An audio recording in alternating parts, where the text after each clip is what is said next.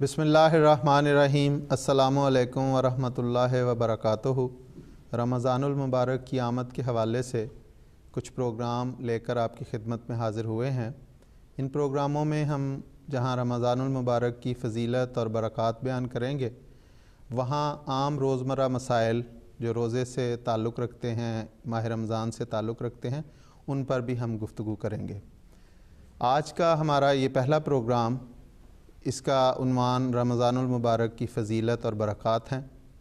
رمضان المبارک کی فضیلت اور برکات قرآن کریم میں بھی اور سیدنا حضرت اقدس محمد مصطفیٰ صلی اللہ علیہ وسلم نے بھی، اور آپ کے غلام صادق حضرت مسیح موعود علیہ الصلوۃ والسلام اور آپ کے خلفاء نے مختلف پیرایوں میں متعدد مرتبہ بیان فرمائے ہیں۔ خود قرآن کریم اس رمضان المبارک کی فضیلت اور اس کی برکت بیان کرتے ہوئے فرماتا ہے کہ یہ وہ عظیم الشان مہینہ ہے جس میں قرآن کریم جیسی آخری اور حتمی شریعت نازل ہوئی۔ یہ بہت بڑی اس کی فضیلت ہے۔ حضور صلی اللہ علیہ وسلم نے بھی مختلف مواقع پہ اس کی فضیلت بیان فرمائی۔ ایک موقع پہ فرمایا کہ اللہ تعالیٰ فرماتا ہے کہ روزہ میرے لیے ہے اور میں ہی اس کی جزا ہوں، یعنی میں اس شخص کو مل جاتا ہوں جو روزہ کامل شرائط کے ساتھ رکھتا ہے۔ اسی طرح حضور صلی اللہ علیہ وسلم نے فرمایا کہ بڑا بدقسمت وہ شخص ہے جس نے رمضان المبارک اپنی زندگی میں پایا اور وہ اپنے گناہ نہ بخشوا سکا۔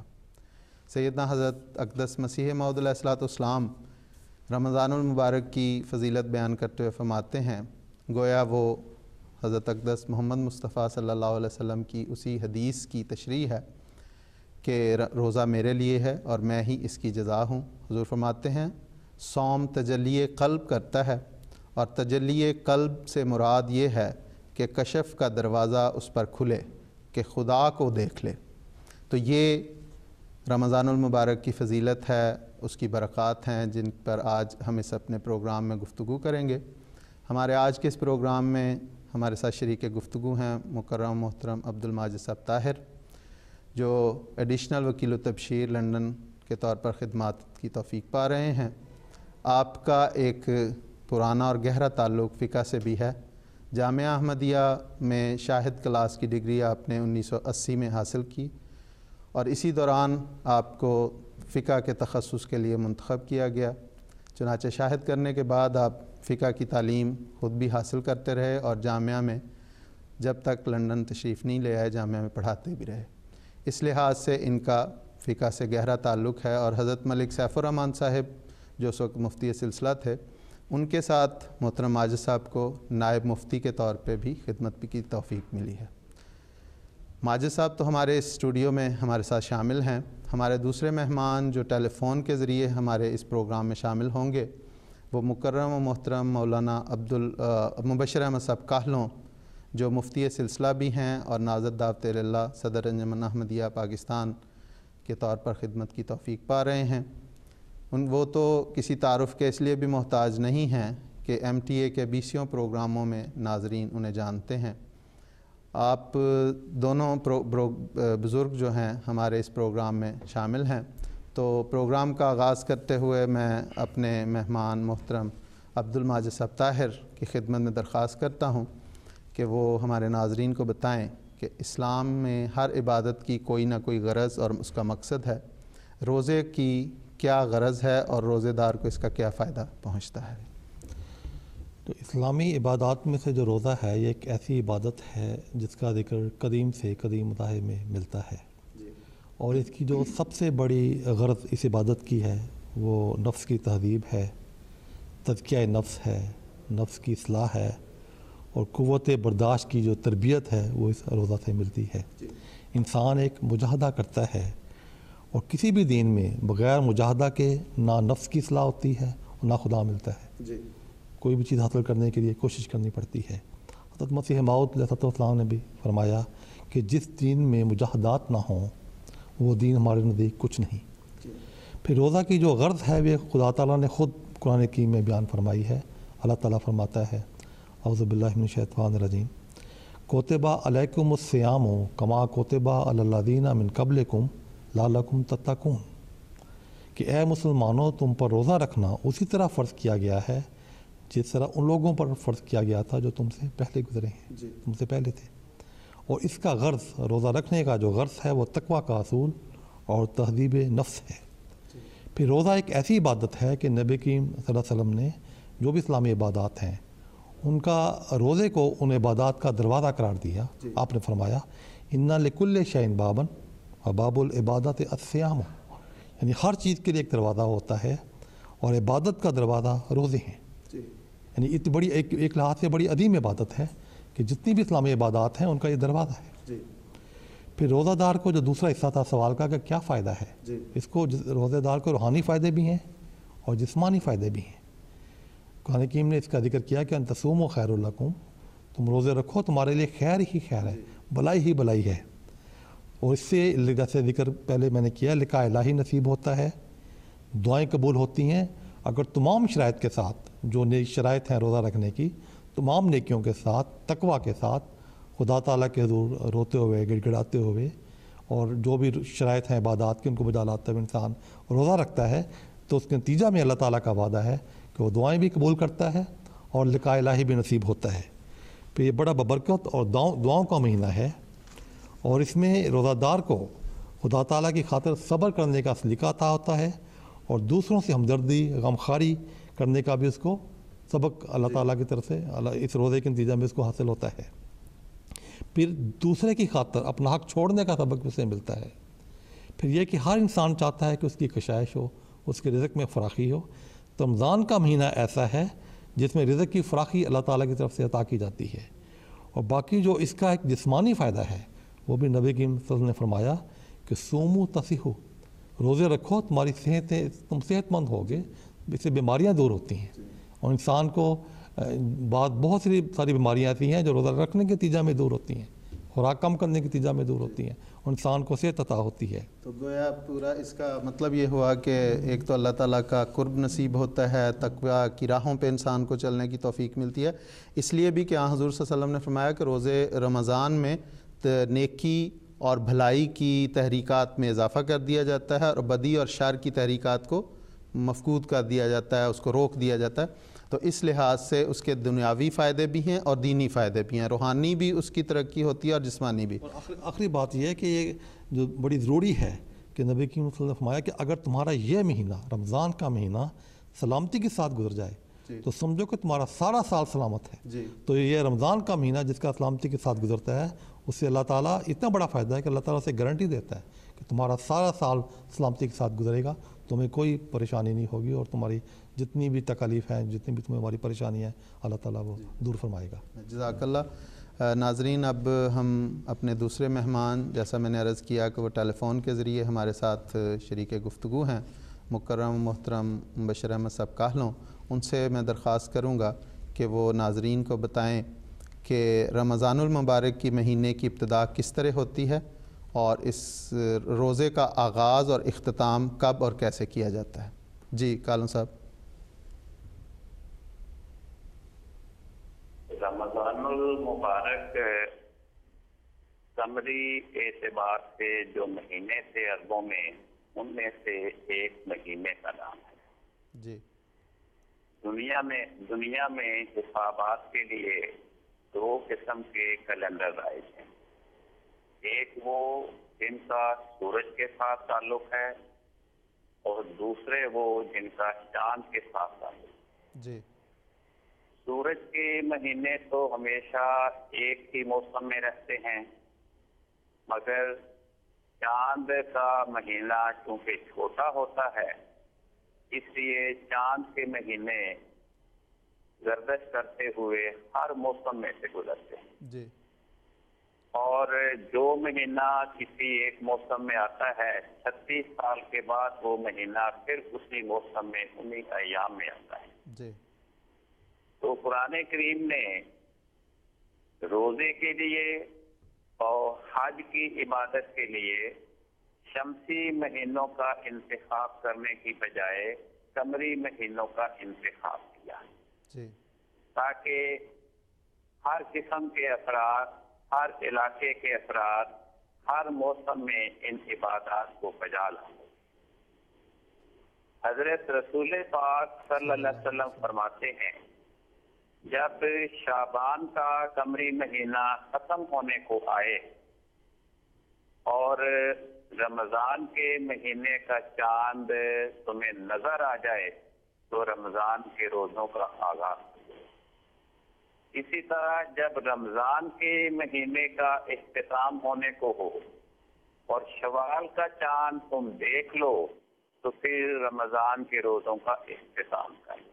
جی مگر فرمایا وہ دن جس دن چاند کے نکلنے کا امکان ہو، اگر اس دن موسم صاف نہ ہو، آندھی ہو، فضا میں گرد و غبار ہو، بادل چھائے ہوئے ہوں اور چاند دکھائی نہ دے سکے، تو فرمایا پھر یوں کرو کہ یہ گن لو کہ شعبان کے 30 دن پورے کر لو۔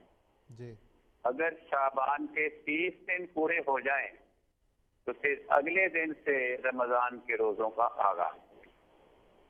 اور فرمایا اگر موسم کی خرابی، بادل، گرد و غبار، آندھی وغیرہ کی وجہ سے کسی جگہ تمہیں چاند دکھائی نہ دے سکے، مگر تمہارے معاشرے میں، تمہارے علاقے میں اگر ایک قابل اعتماد شخص بھی یہ گواہی دے دے کہ میں نے چاند دیکھ لیا ہے، تو اس کی گواہی کو قبول کر لو اور اس کی گواہی پہ اعتبار کر کے رمضان کے روزوں کا آغاز۔ جی چنانچہ قرآن پاک فرماتا ہے من شہد منکم الشہر فلیصم، کہ تم میں سے جو شخص مقیم ہونے کی حالت میں اور تندرست ہونے کی حالت میں رمضان کا مہینہ پائے وہ رمضان کا سارا مہینہ روزے رکھے۔ جی تو رمضان کا مہینہ جیسا کہ میں نے عرض کیا یہ قمری مہینہ ہے۔ قمری مہینہ یا 29 دن پہ مشتمل ہوتا ہے یا 30 دن پہ مشتمل ہوتا ہے۔ جی تو بعض قوموں میں یہ رواج تھا کہ وہ صرف شام کو کھانا کھاتے تھے، صبح کے وقت کھانا نہیں کھاتے تھے۔ جی قرآن کریم نے اپنے ماننے والوں کو یہ فرمایا کہ تم نے صبح بھی کھانا کھانا ہے اور شام کو بھی کھانا کھانا ہے۔ جی قرآن پاک فرماتا ہے کہ تم صبح کے وقت تم کھا پی سکتے ہو، اس وقت تک تمہیں کھانے پینے کی اجازت ہے سحری کے وقت، یہاں تک کہ فجر کے وقت سفید دھاری اور سیاہ دھاری آپس میں ممتاز ہو جائے افق کی۔ جی فرمایا اگر تمہیں یہ فجر کے وقت پتہ چل جائے، صاف نظر آ رہا ہو کہ رات کی تاریکی جا رہی ہے، دن کی سفیدی آ رہی ہے، پو پھٹ رہی ہے، تو فرمایا کھانے پینے کا اب اختتام کر دو۔ اور کب تک نہیں کھانا؟ فرمایا سارا دن کھانا پینا نہیں، فرمایا اتم الصیام الی اللیل، رات آنے تک کھانے پینے سے اپنے آپ کو بچائے رکھنا ہے اور روزہ ادا کرنا ہے۔ جی حضرت رسول پاک صلی اللہ علیہ وسلم فرماتے ہیں کہ تصفروا، رمضان میں روزے رکھنے کے لیے سحری ضرور کھایا کرو، فإن فی السحور برکۃ، کیونکہ سحری کھانے میں بڑی برکت ہے۔ جی ہاں اگر کسی انسان کو مجبوری ہے کہ سحری کا وقت ہے مگر اس کے پاس کھانا میسر نہیں، یا کھانا تو میسر ہے مگر وہ رات کو دیر سے سویا اور سحری کے وقت اس کی آنکھ نہیں کھلی، جب اس کی آنکھ کھلی بیدار ہوا تو سحری کا وقت گزر چکا تھا، اب یہ مجبوری کی کیفیت ہے۔ جی تو اگر اسے توفیق ہو کہ وہ سحری کا کھانا کھائے بغیر شام تک روزہ نبھا سکتا ہو، وہ سحری کا کھانا کھائے بغیر شام تک روزہ رکھ سکتا ہے، یہ مجبوری کی بات ہے۔ جی لیکن اگر وہ یہ سمجھتا ہے کہ میرے جسم میں اتنی استطاعت نہیں، اتنی ہمت نہیں کہ سحری کا کھانا کھائے بغیر میں شام تک روزہ نبھا سکوں، تو وہ اس میں روزہ نہ رکھے، پھر وہ رمضان کے اختتام پر شوال میں یا کبھی بھی جس وقت اسے میسر ہو یہ چھوٹا ہوا روزہ پورا کرے. جی جزاک اللہ اسی مولانا طرح صاحب. جی گویا مطلب یہ خلاصہ یہ ہوا کہ رمضان کا آغاز جو ہے وہ رمضان کا چاند دیکھنے سے ہوگا اور اس کا اختتام جب شوال کا چاند نکل آئے تو ہو جائے گا. اور روزے دار کے لیے ضروری ہے کہ اگر اس کو میسر ہے، وقت بھی ہے اس کے پاس اور سحری بھی میسر ہے، تو سحری کھا کے وہ روزہ رکھے گا اور اس سحری کھانے کا وقت اس کا ختم ہو جائے گا صبح صادق کے طلوع ہونے پر. اور پھر جب رات کو شام کو سورج غروب ہو جائے گا تو اس کے ساتھ پھر وہ اپنی افطاری کر لے گا. اور اس میں بھی ہدایت ہے حضور صلی اللہ علیہ وسلم کی کہ جتنی جلدی ہو سکے افطاری میں جلدی کرنا چاہیے اور دیر نہیں کرنی چاہیے. جزاکم اللہ. ہم اب دوبارہ اپنے دوسرے مہمان محترم مائی صاحب کی طرف آتے ہیں. مائی صاحب آپ سے درخواست ہے کہ ہمارے ناظرین کو بتائیں کہ روزے دار کے لیے کن کن چیزوں اور کن کن افعال سے اجتناب کرنا ضروری ہے. جی بنیادی طور پر 3 باتیں ایسی ہیں جن سے روزہ دار کو رکنا پڑتا ہے. ان میں سے ایک کھانا ہے، دوسرا پینا ہے، اور تیسرا جو میاں بیوی کا جنسی تعلق ہے وہ قائم کرنا ہے. یہ 3 ایسے امور ہیں کہ اگر ان میں سے کوئی ایک بھی وہ اختیار کرے تو روزہ ٹوٹ جاتا ہے. اور اس کے علاوہ ایک اور چیز جو روزہ کو توڑ دیتی ہے وہ ایسی قے جو انسان عمدن کرتا ہے. اگر بے اختیار قے آتی ہے تو اسے روزہ نہیں ٹوٹتا، لیکن اگر انسان جان بوجھ کر عمدن قے کرتا ہے تو اس سے روزہ ٹوٹ جاتا ہے. اس سے بھی اجتناب ضروری ہے. اور اگر ایسا کرتا ہے اور روزہ ٹوٹ جاتا ہے تو ایسا شخص رمضان کے بعد پھر اپنے روزہ کی قضا کرتا ہے. اور ایک سب سے بڑی چیز جس سے رکنا پڑتا ہے وہ یہ ہے کہ جان بوجھ کر بلا عذر انسان روزہ توڑے. یہ ایک بہت بڑا جرم ہے، کیونکہ اللہ تعالیٰ کے محارم ہیں. شاعر اللہ کی تعظیم ضروری ہے. مطلب جو شخص بیمار ہے یا مسافر ہے یا معذور ہے اللہ تعالیٰ نے اسے رخصت دی ہے. اس کے باوجود جو اللہ تعالیٰ کی رخصتیں موجود ہیں، ایک انسان جب روزہ رکھ لیتا ہے تو پھر بغیر کسی عذر کے وہ روزہ توڑتا ہے. اگر سوائے اس کے کہ اگر اس کو مجبوری ہے تو وہ اور بات، کمزوری ہو جاتی ہے تو وہ کھول سکتا ہے. ہاں وہ اور بات ہے. لیکن اگر بغیر کسی عذر کے، کوئی عذر نہیں ہے اور وہ روزہ توڑتا ہے تو وہ سخت گناہ گار ہے، وہ سزا کا مستحق ہے.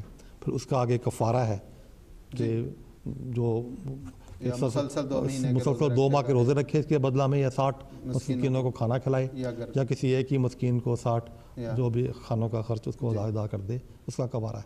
تو یہ ایک بہت بڑی چیز ہے جسے انسان کو رکنا چاہیے. اور اس کے علاوہ جو باقی جو بری باتیں ہیں اس سے تو ایک مومن کا یہ فرض ہے وہ تو اس سے ہمیشہ رکتا ہے. روزہ کی حالت میں ہو یا نہ ہو ہمیشہ اس سے اس کو رکنا چاہیے. جن میں غیبت ہے، بدخوئی ہے، گالی گلوچ ہے، لڑائی ہیں، جھگڑے ہیں، جو دوسری معاشرہ کی بری باتیں ہیں، جو جھوٹ ہے، بدزبانی ہے، ایسی چیزیں سے تو ایک مومن ہمیشہ رکتا ہے. اور روزہ کی حالت میں تو بدرجہ اولا ان چیزوں سے پرہیز ضروری ہے. اسی لیے صلی اللہ نے فرمایا کہ اگر کوئی اس سے لڑائی بھی کرتا ہے تو وہ کہے انی صائم میں روزہ دار ہوں. اور دوسرا حضور نے فرمایا کہ جو جھوٹ اور اس قسم کی برائیاں جو جس سے اسلام نے منع کیا وہ نہیں چھوڑتا تو خالی بھوکا پیاسا رہنے کی کوئی روزہ نہ رکھے. اس کا بھوکا پیاسا رہنے سے اس کا من لم یدع قول الزور والعمل بہ، اس کے لیے فرمایا کہ فلا حاجۃ لہ ان یدع طعامہ وشرابہ، کہ وہ اپنا کھانا پینا چھوڑنے کی اس کو کوئی ضرورت نہیں ہے. تو یہ ایسی چیزیں ہیں کہ انسان کو ہمیشہ ان سے رکنا چاہیے اور ہمیشہ جو اس کی توجہ ہے وہ نیکیوں کی طرف رہنی چاہیے اور خیرات کی طرف رہنی چاہیے. اور ایسی چیزیں ہیں جو افعال سیئہ کہلاتے ہیں، گویا اس کے نتیجے میں اس کو یہ سمجھایا کرنا چاہیے کہ اطاعت کا اس کو سبق دیا گیا ہے کہ یہ تمہارے جو جائز حق ہیں اگر تم خدا کی خاطر ان کو چھوڑ دیتے ہو تو پھر جو ناجائز حق ہیں یا ناجائز باتیں ہیں ان کو کیوں نہیں تم چھوڑتے. یہ ہے اصل میں اطاعت کا سبق. اور یہی روزہ کی روح ہے. اور اسی پہ انسان اگر عمل کرے تو پھر ہی روزے کا جو مقصد ہے وہ پورا ہوگا اور انسان کو پھر وہ خدا ملتا ہے اور انسان کی دعائیں قبول ہوتی ہیں. ورنہ محنت سے انسان پورا گزر جائے ویسے ہی رہے گا جیسے پہلے تھا. جی جزاک اللہ. محترم کالوں صاحب آپ سے میری درخواست ہے کہ ہمارے ناظرین کو بتائیں کہ رمضان المبارک کے ساتھ اللہ تعالیٰ نے قرآن کریم کا ایک خاص تعلق قرار دیا ہے. اس حوالے سے ایک مسلمان کا رمضان المبارک میں کیا فرض بنتا ہے، خاص طور پر تلاوت قرآن کریم، تہجد اور نماز تراویح، یہ جن میں قرآن کریم کی تلاوت کی جاتی ہے، قرآن کریم کا کثرت سے حصہ پڑھے جاتے ہیں، اس بارے میں ہمارے ناظرین کو کچھ بتائیں۔ قرآن پاک میں فرماتا ہے کہ رمضان کے مہینے میں قرآن کریم کا نزول شروع ہوا تھا۔ جی۔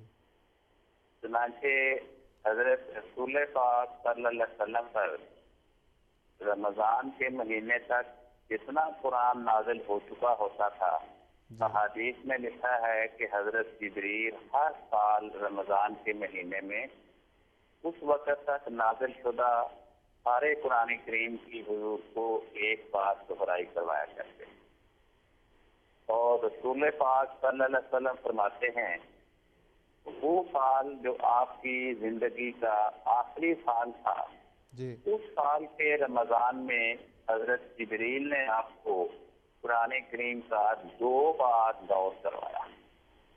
تو کسی سنت کی اتباع میں رسول پاک صلی اللہ علیہ وسلم کے تمام اشعار رمضان کے مہینے میں اپنے آپ کو قرآن کریم کی تلاوت کرنے، اس پہ غور کرنے اور اس پہ سمجھنے میں اپنے آپ کو مشغول رکھتے ہیں۔ لیکن اس بارے میں بھی حضرت رسول پاک صلی اللہ علیہ وسلم کی یہ ہدایت ہے کہ اس طرح تیز رفتاری کے ساتھ قرآن نہیں پڑھنا چاہیے کہ سمجھ ہی نہ آئے۔ فرمایا 3 دن سے کم میں قرآن کریم کا دور ختم نہیں کرنا۔ تو حضرت رسول پاک صلی اللہ علیہ وسلم کے صحابہ، ان کے ہاں رمضان کے مہینے میں روزے کے علاوہ فرائض اور اس کے ساتھ ساتھ نوافل کی طرف سے خاص توجہ اور شوق ہوتا تھا، بالخصوص تہجد۔ ایسے صحابہ جو اپنی کام کاج کی سارا دن مصروفیت کی بنا پہ صبح یہ سمجھتے تھے کہ ہم تہجد کے وقت بیدار نہ ہو سکیں گے، وہ پھر بیچارے رات کو نوافل پڑھا کرتے تھے، تنہا بھی اور ٹولیوں کی شکل میں بھی، اور جو شخص ان میں سے زیادہ قرآن پڑھنے والا ہوتا وہ ان کا امام بن جاتا، وہ ان کو قرآن سناتا اور وہ اس سے قرآن سنا کرتے۔ رسول پاک صلی اللہ علیہ وسلم کے بارے میں تو آتا ہے کہ جب رمضان کا مہینہ آتا تھا تو آپ اپنی راتوں کو بیدار کر لیا کرتے تھے، اپنی راتوں کو زندہ کر لیا کرتے تھے، اپنے گھر کے افراد کو بھی جگایا کرتے تھے، اور صحابہ بیان کرتے ہیں کہ آپ گویا کمر کس لیتے تھے عبادت میں، نوافل کی ادائیگی میں تہجد کے وقت، اور تہجد میں پھر قرآن کریم پڑھنے کی طرح۔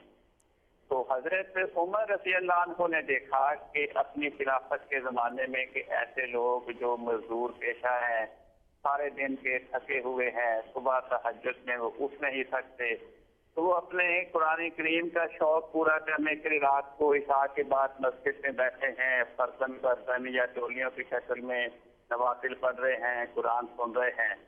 تو آپ فرماتے ہیں میرے ذہن میں ہے کہ یہ علیحدہ جو پڑھ رہے ہیں تو میں کسی کو ان کا امام مقرر کے کہوں کہ اس کے پیچھے سارے اکٹھے۔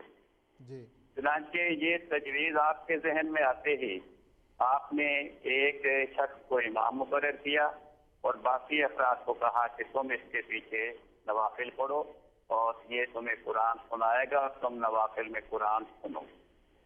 تو اس طرح اس کا آغاز ہو گیا جسے امت میں بعد میں نماز تراویح کا نام دیا۔ اور حضرت عمر نے ایک بار دیکھا کہ وہ لوگ جو صبح بیدار نہیں ہو سکتے تھے وہ سارے ایک امام کے پیچھے عشاء کے وقت رات کے پہلے حصے میں نوافل پڑھ رہے ہیں اور قرآن سن رہے ہیں۔ آپ اس منظر کو دیکھ کے بڑے خوش ہوئے اور اپنے ایک ساتھی سے فرمانے لگے کہ یہ نیا انتظام بہت اچھا ہے، مگر تہجد کا پڑھنا رات کے ابتدائی حصے میں عشاء کے بعد نماز تراویح کے پڑھنے کی نسبت زیادہ افضل اور زیادہ ثواب کا ہوگا۔ تو تراویح جو لوگ تہجد نہیں پڑھ سکتے وہ اگر تراویح عشاء کے بعد پڑھ لیں تو اچھی بات ہے، لیکن اکثریت تہجد کی ہے جی اس کی طرف شریعت نے بڑی توجہ دلائی ہے۔ جزاکم اللہ احسن الجزا۔ گویا جس طرح پہلے آپ نے فرمایا تھا کہ تسحروا فإن فی السحور برکۃ، تو اس کا ایک یہ بھی ہے کہ جو شخص سحری کے لیے اٹھتا ہے تو وہ تہجد کے نوافل بھی پڑھتا ہے تو وہ بھی اس کو اللہ تعالیٰ کی طرف سے اس کا بھی اس کو اجر اور ثواب ملتا ہے۔ جزاکم اللہ کالم صاحب۔ محترم عائد صاحب، اب ایک سوال ہے کہ روزے کے لیے کیا کسی نیت کی ضرورت ہے، اور کیا حضور صلی اللہ علیہ وسلم کی سنت سے کوئی اس کے الفاظ بھی مخصوص ہیں؟ اس کا اگر تھوڑا سا مختصر جواب ہمیں دے دیں تو جزاک اللہ۔ روزہ دار کے لیے نیت ضروری ہے، جی جس کا روزہ رکھنے کا ارادہ ہے اسے روزے کی نیت ضرور کرنی چاہیے، کہ حضرت صلی اللہ علیہ وسلم نے فرمایا ہے من لم یجمع الصوم قبل الفجر فلا صیام لہ، جو فجر سے پہلے روزہ کی نیت نہ کرے اس کا کوئی روزہ نہیں۔ اسلام نے اعمال کی جو بنیاد ہے وہ نیتوں پر رکھی ہے، الاعمال بالنیات، جیسا کہ نبی کریم صلی اللہ علیہ وسلم کا ارشاد ہے کہ اعمال کا انحصار انسان کی نیت اور ارادہ پر ہے۔ اس لیے اسلامی عبادات کے شروع کرنے سے کے لیے بھی اخلاص اور نیت اور نیک ارادہ شرط ہے، اور یہی بات روزہ کے بارے میں ہے۔ باقی جو سوال کا دوسرا حصہ ہے کہ اس کے لیے نیت کے لیے کوئی معین الفاظ نہیں ہیں۔ نیت دراصل دل کے اس ارادے کا نام ہے کہ وہ کس لیے کھانا پینا چھوڑ رہا ہے، کس لیے صبح اٹھ رہا ہے، کس لیے سحری کھا رہا ہے۔ دل کے اندر جو یہ ایک پروگرام ہے، ایک ارادہ ہے کہ میں نے صبح اٹھنا ہے اور روزہ رکھنا ہے، وہی نیت ہے۔ اس کے لیے الفاظ کوئی ضروری نہیں ہے، بلکہ میں آخر پہ ایک واقعہ بھی بیان کر دیتا ہوں کہ نبی کریم صلی اللہ علیہ وسلم کے زمانہ میں ایک دفعہ دوپہر سے قبل یہ اطلاع ملی نبی کریم صلی اللہ علیہ وسلم کو کہ مدینہ کی مضافاتی بستی میں چاند نظر آ گیا ہے۔ تو پھر حضور نے اعلان کروایا صحابہ میں کہ جس نے صبح اٹھنے کے بعد اب تک کچھ کھایا پیا نہیں ہے وہ روزہ کی نیت کر لے، اور جنہوں نے کھا پی لیا ہے وہ ایک روزہ جو ان کا یہ رہ گیا ہے اب وہ رمضان کے بعد اس روزہ کی قضا کریں۔ تو مجبوری کی حالت تھی، تو گویا اس سے یہ بات ثابت ہوتی ہے کہ روزہ کے لیے نیت ضروری ہے، اور نیت دل کے ارادہ کا نام ہے، اور اس کے لیے کوئی مخصوص الفاظ نہیں ہے، بلکہ جو دل کے اندر ارادہ ہے، خواہش ہے، وہی نیت ہے۔ ویسا جو آپ نے فرمایا کہ صبح فجر سے پہلے اس کی نیت کرنی چاہیے، یہاں میرا خیال اس بات کی بھی وضاحت ہو جائے کہ یہ فرض روزے کے لیے ہے جو ماہ رمضان کے روزے ہیں۔ نفلی روزے کے لیے بعض لوگوں کے خیال آ سکتا ہے کہ حضور صلی اللہ علیہ وسلم کا وہ واقعہ کہ بعض اوقات آنا کہ حضرت عائشہ رضی اللہ عنہا سے پوچھنا کہ کچھ کھانے کے لیے ہے، تو انہوں نے کہا کہ نہیں، تو حضور نے فرمایا کہ اچھا ہم روزہ رکھ لیتے ہیں۔ تو یہ نفلی روزے کے لیے حدیث میں بھی آتا ہے، اور فقہا نے بھی لکھا ہے کہ وہ اگر صبح سے اس نے کچھ نہیں کھایا تو ظہر سے پہلے اس کی وہ نیت کر سکتا ہے، لیکن فرض روزے کے لیے ضروری ہے کہ وہ سحری سے پہلے کرے، اور سوائے اس کے کہ جس طرح وہ حدیث میں وہ واقعہ ہے کہ کوئی مجبوری ہو تو پھر اس کا۔ جزاکم اللہ احسن الجزا۔ ناظرین، جیسا کہ آپ نے ہمارے دونوں مہمانوں سے روزے کی اہمیت، روزے کی مختلف مسائل کے متعلق اور روزوں کی برکات کے متعلق باتیں سنی، اللہ تعالی ہم سب کو اس کی توفیق عطا فرمائے کہ جو رمضان آ رہا ہے اس کو پوری شرائط کے ساتھ، اور قرآن کریم نے، حضرت اقدس محمد مصطفیٰ صلی اللہ علیہ وسلم نے، اور آپ کے غلام صادق حضرت مسیح موعود علیہ السلام اور ان کے خلفاء نے جس طرح ہمیں ان تعلیمات کو اجاگر کر کے دکھایا ہے، اس طرح ہم اس عبادت کو بھی بجا لانے والے ہوں۔ اس پروگرام کے اختتام پر میں اپنے دونوں مہمانوں محترم عبد الماجد صاحب طاہر اور محترم مولانا مبشر احمد صاحب کاہلوں کا شکریہ ادا کرتا ہوں، اور اپنے اس پروگرام کو روزے کے متعلق سیدنا حضرت اقدس مسیح موعود علیہ السلام کے ایک ارشاد پر اس پروگرام کا اختتام کرتے ہیں، جس میں حضرت مسیح علیہ السلام نے روزے کی غرض اور اس کی گہری حکمتیں بیان فرمائی ہیں۔ حضور فرماتے ہیں کم کھانا اور بھوک برداشت کرنا بھی تزکیہ نفس کے واسطے ضروری ہے، اس سے کشفی طاقت بڑھتی ہے۔ انسان صرف روٹی سے نہیں جیتا، بالکل ابدی زندگی کا خیال چھوڑ دینا اپنے اوپر قہر الہی کا نازل کرنا ہے، مگر روزے دار کو خیال رکھنا چاہیے کہ روزے سے صرف یہ مطلب نہیں کہ انسان بھوکا رہے، بلکہ خدا کے ذکر میں بہت مشغول رہنا چاہیے۔ حضرت صلی اللہ علیہ وسلم رمضان شریف میں بہت عبادت کرتے تھے۔ ان ایام میں کھانے پینے کے خیالات سے فارغ ہو کر اور ان ضرورتوں سے انقطاع کر کے تبتل اللہ حاصل کرنا چاہیے۔ بد نصیب ہے وہ شخص جس کو جسمانی روٹی ملی مگر اس نے روحانی روٹی کی پرواہ نہیں کی۔ جسمانی روٹی سے جسم کو قوت ملتی ہے، ایسا ہی روحانی روٹی روح کو قائم رکھتی ہے اور اس سے روحانی قوا تیز ہوتے ہیں۔ اللہ تعالی ہم سب کو ان اعمال پر، ان احکامات پر، ان ارشادات پر بہترین صورت میں عمل کرنے کی توفیق عطا فرمائے تاکہ ہمارا خدا ہم سے راضی ہو جائے۔ اس کے ساتھ ہم اجازت چاہتے ہیں۔ السلام علیکم ورحمۃ اللہ وبرکاتہ۔ صلی علی